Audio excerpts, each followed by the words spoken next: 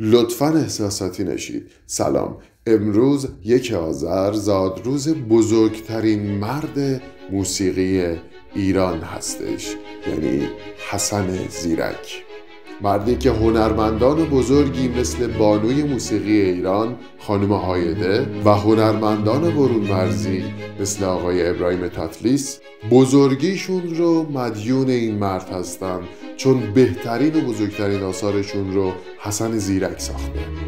بزرگترین آدم موسیقی ایران بودن، چون علیرغم اینکه سواد نداشتن و هیچ آموزش آکادمیک موسیقی ندیده بودن، نه تنها بزرگترین خواننده بلکه خالق آثار ابدی و ماندگاری هم بودن.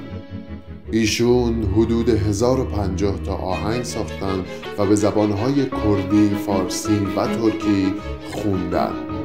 ایشون اصالتاً کرد بودن و من با اینکه هیچ کلمه ای از زبان کردی بلد نیستم، هر جایی صدای ایشون پخش میشه ناخودآگاه چشمام بسته میشه و روحم